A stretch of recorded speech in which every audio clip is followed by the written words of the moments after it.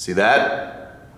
You gotta work pretty hard to get kicked off that team. What's up, everybody? It is Brian Alsruhe with NeverSay.com, and I just got an amazing care package from the terrific people over at Slingshot. They gave me a bunch of slingshots, some hip circles, some brand new elbow sleeves that have stars on them. I think that's pretty cool. I think that's gonna look really good. They gave me a couple sets of their brand new straps.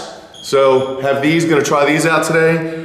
I am so overwhelmed, and just the generosity of the entire crew over there at Super Training is absolutely amazing. So thank you so much, Mark. Thank you so much, Smokey. Thank you so much to everybody who's over there that helps me out. You guys are absolutely amazing. But I was doing some figuring, and a lot of people ask me when it is appropriate to use protective gear. So I thought, since I just got all this awesome protective gear, it'd be a good time to talk to you guys about it. Protect yourself before you wreck yourself. Let's do this.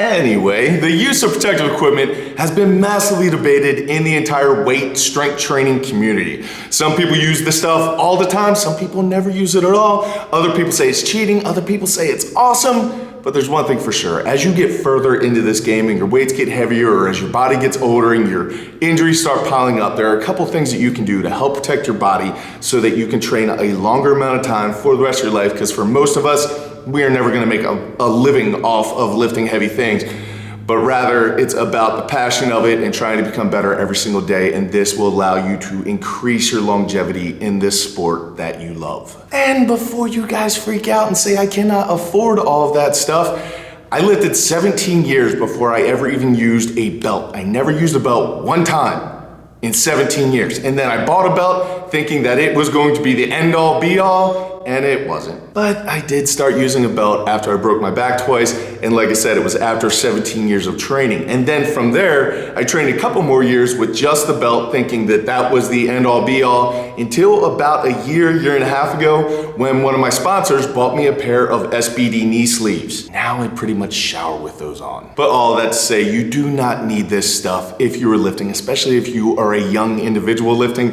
You can go a very, very long time without this stuff. However, once things get a little bit heavier, or if you get a little bit older, it might be worth doing just to extend your time in this sport. All right, so the very first piece of protective equipment that I want to talk about are belts. The champ is here. Belts come in a lot of different ways. You can get a single prong belt, you can get a double prong belt, or you can get a lever belt. It's up to you, it's all personal preference. Now, a lot of people think that using a belt is going to kill them. It's not. But there are some absolute purists out there that think if you use a belt then you're cheating, and I would say that is a foolish thing to do. I'm not saying that you should use your belt on everything, but I am saying that using a belt will, number one, help you increase your breathing and bracing. If you guys have no idea what I'm talking about, just click the link above. And number two, a belt not only tends to add a couple pounds to your deadlift or your squat or your whatever fill in the blank, but it also forgives a little bit of mistakes. Now, I am not saying that a belt keeps you safe. I am not saying that at all. There are a lot of people who throw a belt on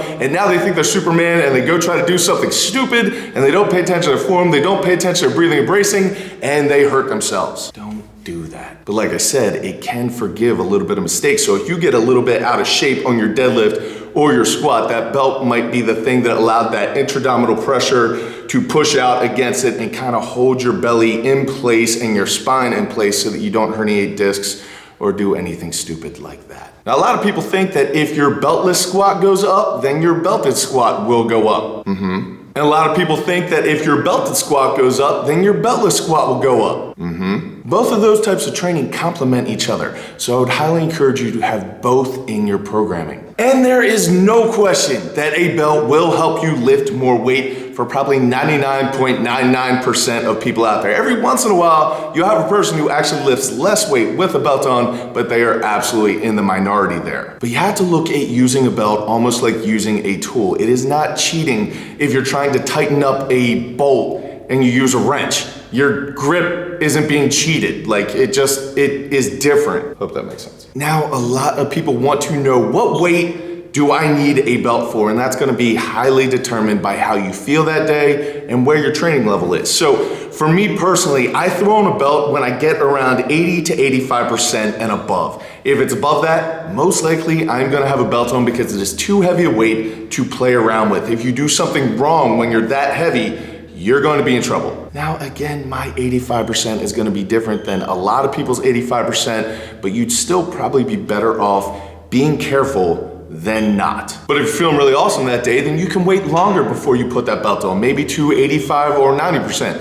If you're not feeling very good at all because you're tired from deadlifts and you can feel that your core and your back is tired, then I'd probably throw it on earlier than 80%, but it's gonna be highly determined by what's going on with you that day. But like I said earlier, the entire point of using a belt is to try to breathe and brace better, and it gives your core something to kind of press out against. Your transverse abdominis needs a wall to push against, and all that it pretty much does is provide a more stable platform than just your abs. So as far as tightness is concerned, you want to be able to push your belly out against that belt as hard as you possibly can.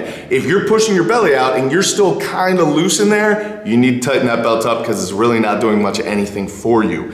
That said, if it is so tight that it is compressing your stomach and you can't get a full belly breath of air, then that's gonna hinder you as well and kind of create a hinge in your core, which is not a good thing. So whether you choose to use a belt or not does not matter to me, but if you do, use it in that fashion. If you choose not to, then I am very proud of you. Good job, man. All right, the next thing I want to talk about are sleeves. Now you have knee sleeves and you have elbow sleeves, and I would encourage you to use both. But it is massively important to note that not all sleeves are made the same. There are different levels of aggressiveness, different levels of thickness, and especially different levels of tightness. So take these Ray-Bans, for example. They are kind of short, they are pretty stretchy, there's a decent amount of material. These are good for keeping your joint warm, which is gonna be very, very important, because if you get joint pain in your elbows or in your knees, keeping that joint warm and applying a little bit of compression will do a lot to get rid of some of that pain.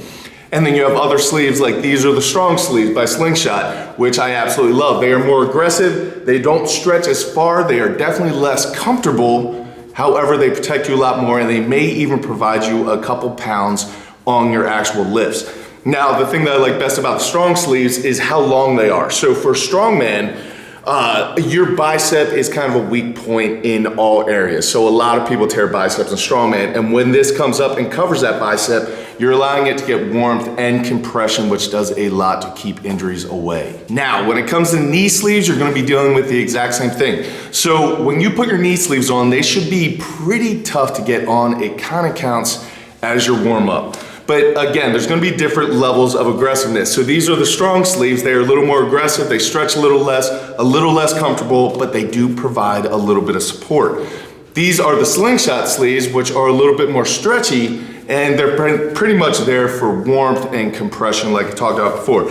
Now, if you are wearing your sleeves so tight that you need to roll them down between sets, then you're definitely getting some pounds out of those sleeves. It's probably not a lot. It is highly debated. But I would say it's safe to say that you're probably getting somewhere between 5 and 10 pounds out of those sleeves, just because it's providing a little extra material behind the knee so that you spring up in something like your squats.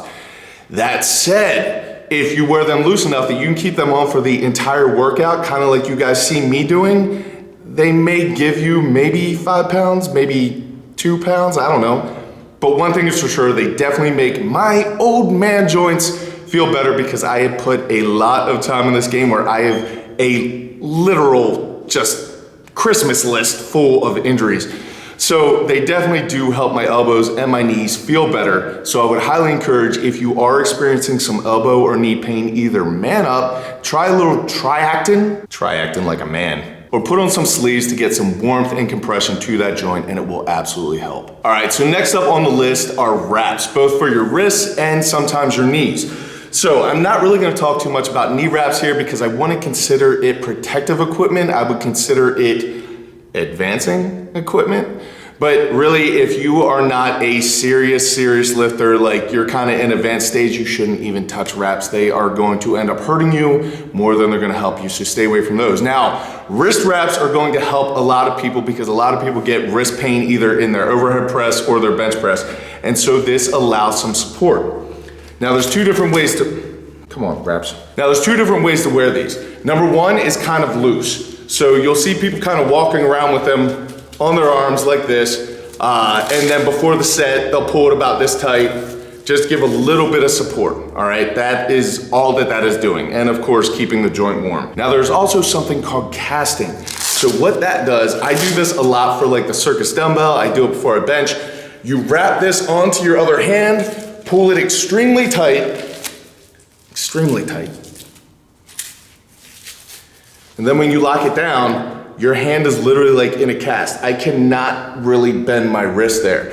And my hand, this is so compressed that if I relax my hand, it shuts. I'm not doing that. That's just, see? Now you can't really keep this on too long because basically you put a tourniquet on your arm, but it will help in support during a bench press or during an overhead press or whatever else you're going to use. Like for me, these are mainly used for the circus dumbbell because there is a lot of this type of stabilization that needs to go on, and this kind of locks it in and protects my arm because a lot of times circus dumbbell will bite into your forearm pretty hard, and if you're doing 10, 12 reps in a minute, it'll mess you up pretty good. So that's wraps. And the final level of protective equipment is stuff that isn't really necessary but will help you. So things like straps. Lifting straps, if you guys don't know how to use lifting straps, go hit yourself in the head with a hammer because you should know how to use lifting straps. But if you work out at a gym that will not allow chalk, then I think lifting straps is a protective piece of equipment, because if you get sweaty and you're lifting 600 pounds and you can't hold on to the bar, bad things typically happen. So number one, find a better gym. But number two, if that is not an option, then lifting straps are good. I do not use lifting straps for anything other than the car deadlift and rows, high rep, high weight rows. So anything above like 365 to 400 to 4 fill in the blank, I put on the straps because when I'm doing double overhand, the reversing motion of that bar as it comes down, I try to reverse it. Double overhand at 405, I can't hold on to. Should probably just use some of this. Also in this category are compression shorts. Now compression shorts will keep your hips warm and your legs compressed, hence compression shorts.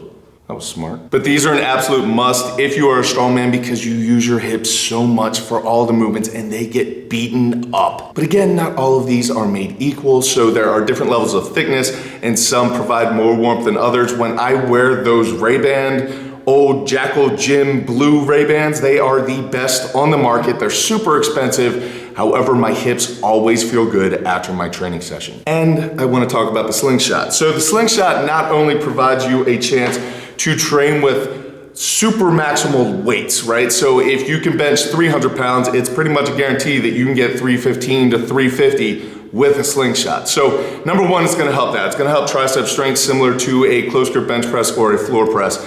But then number two, it also locks your arms in so that you have to use the correct arm position that is optimal for pressing the most weight as safely as possible. So it's a terrific training tool, and it also helps a lot of people rehab pec tears, tricep tears, injuries that they're coming back from. A lot of people are able to use the slingshot to get them back on track. Now, as far as my personal preference and what I actually use, I really like the stuff from Slingshot. I am not only saying that because they sent me a bunch of free stuff, although that doesn't hurt, but I do use their strong level knee sleeves, their strong level elbow sleeves, gangster wraps.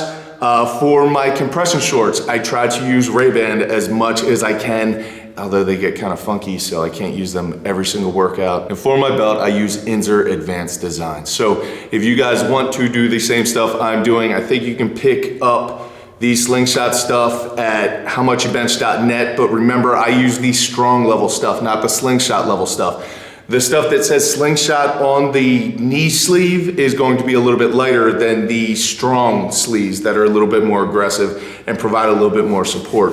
So there you guys go. That's all I got for today. I really do appreciate Mark Bell, Smokey, all of you from the Super Training crew. You guys have been more than generous to me. And thanks so much. I'm looking forward to going back out there and meeting up with you guys. Everyone else, thank you so much for watching this video. I hope some of you will find it helpful. Until I see you next time, go out and do something amazing for your lives. Keep working hard. Be nice to each other, people. Protect yourself. And I'll see you then.